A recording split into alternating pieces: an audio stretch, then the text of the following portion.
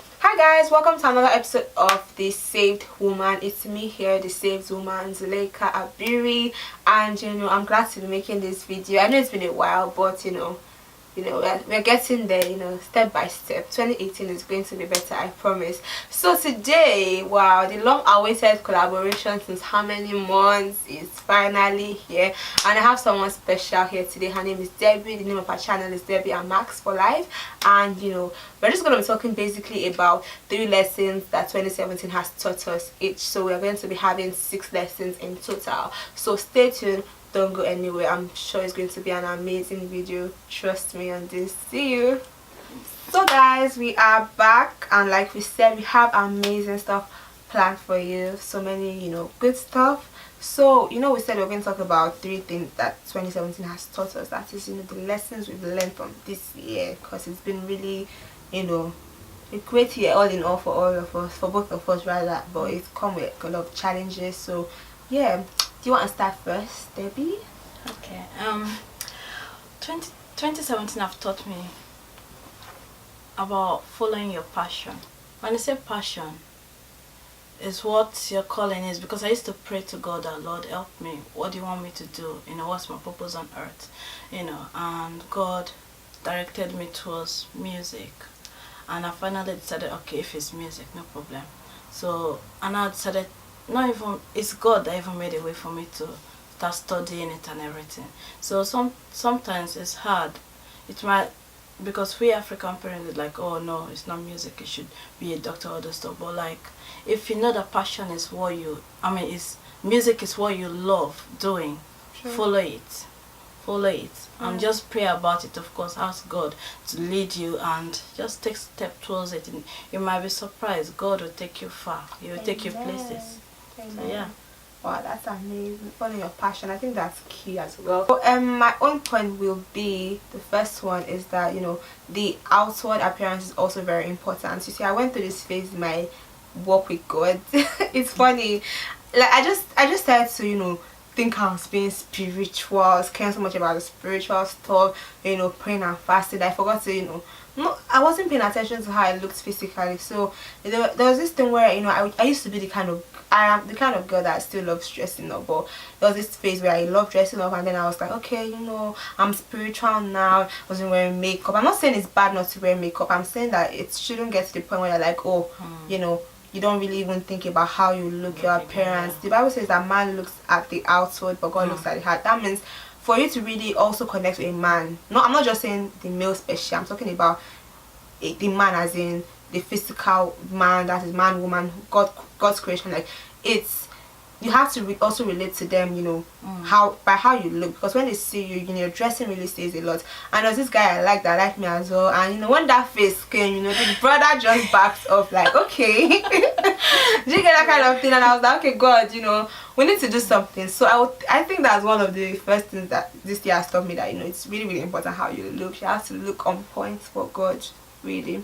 Yeah. That's a great one. Oh, I like that, because sometimes we just neglect the way we look, Exactly. Well, my second point is about God can bring you out of any situation. Wow. Why do I say that? 2017 people. Oh, Lord have mercy. That it was a year, that kind of year. You might be surprised, because you say that, oh, she's a Christian, why would she be depressed? But I was depressed. This 2017, early 2017, I was depressed because of some situations that were going on. It was so tough, to the point where it was so serious that I needed to, I needed medication to help me, to continue going. It's so deep that I don't want to, start going through it. But like, how did I come out of it? That I want to point out. It's by God. She already know it's by God, people. It's by God, because I was ready to give up, but this God we serve is amazing. It was like, no, not yet, not yet. So if you're going through stuff like that, just go to church, or if you have any person in God, a friend in God, a friend that is serious with God and stuff like that, talk to them and stuff like that. It's you not talking is very Yeah. dangerous, so just open up, talk to someone. They'll pray with you, because that's how mine got better as well. We prayed, like my mom was my help. I went to her, we talked and everything, we prayed together, and here I am today. Wow, praise So, God. yeah. Wow, that's amazing. God is actually so faithful. Like looking back at this year, even if some things you're like, oh God, do this, do that, but in all, like God is too faithful to fail. So my second point would be that, mind the company you keep. Really, as this year has really taught me that, when people say, oh, evil communication corrupts good manners, I think, that there's a lot of focus on, oh, don't follow this kind of friend, don't follow this kind of friend, don't follow somebody that's saying let's go to the club, let's drink, let's have premarital sex.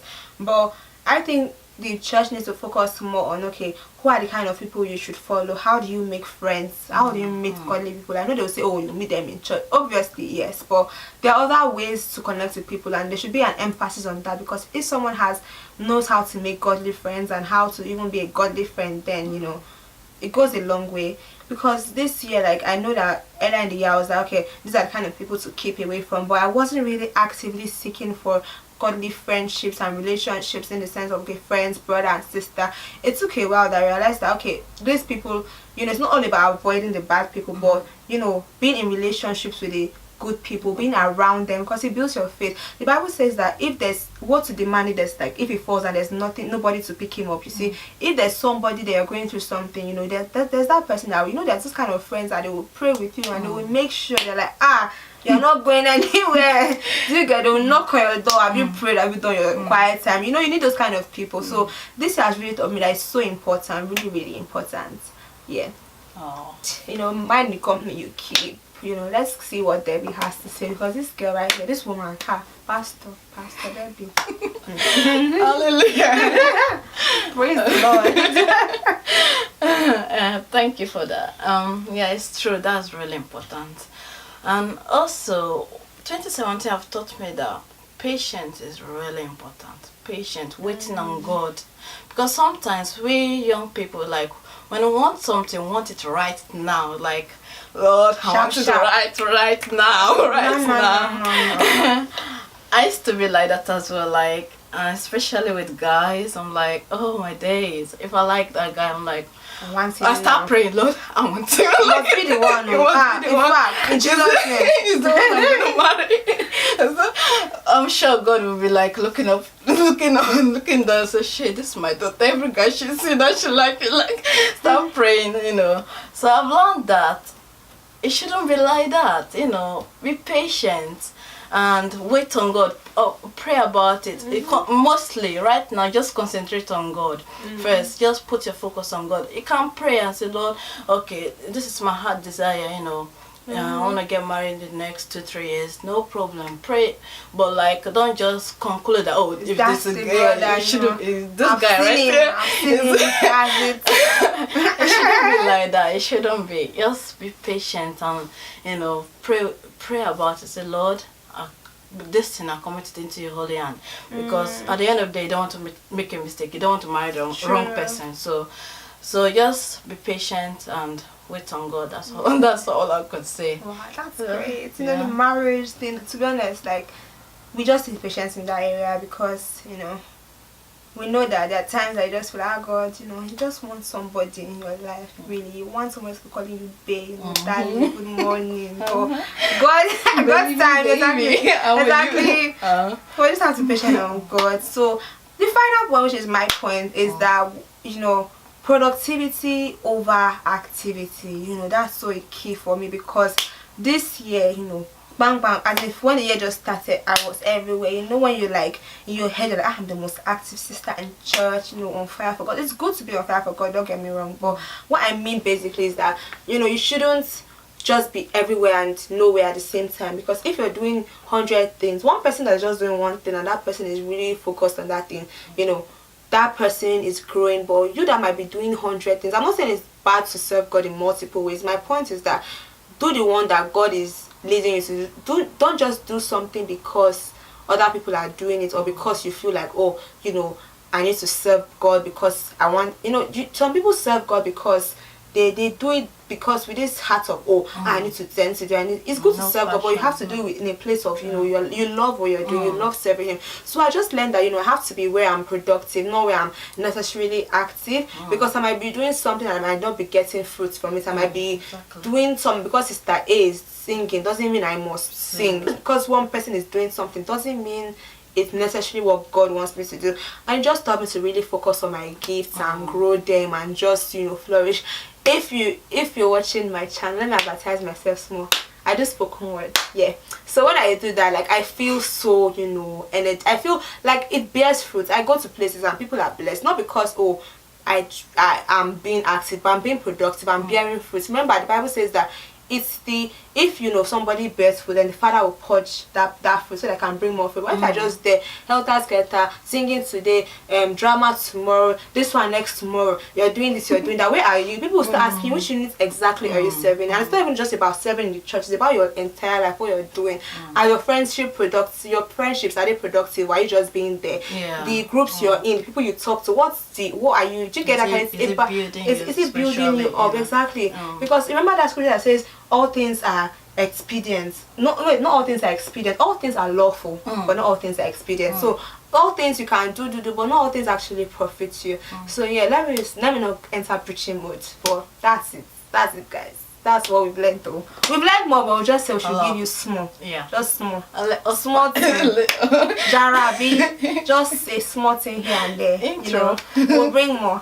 Anyway, bye guys. Thanks for watching. Bye. Subscribe to our channel. Subscribe to Baby Amaks. Subscribe to the Save Woman. Y'all. Yeah, she just began, as in just two videos. So we are getting there. You know, after one, it's going to, you know, 2018. Watch out for these people. Watch out for us. Anointed. As in. Bye guys. Thanks for watching. Merry Christmas. Thanks so much for watching the video, guys. It was so amazing having Debbie and Max here, you know.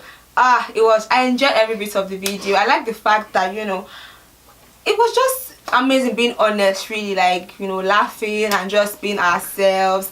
And I know I'll definitely be working more with her in the future. Stay tuned, subscribe, like, share with your friends. You know, if you have any questions for me, send it, you know, in the comments. Make sure you also subscribe to her channel as well. I'll put the link of her channel, you know, in the, what's that thing called? Description, yes. I'll put it there. Subscribe to her channel. She's really amazing. She sings. I don't think she mentioned that, but she sings. Not even sings, she worships. So, you know, follow her channel. God is doing amazing things. And Merry Christmas.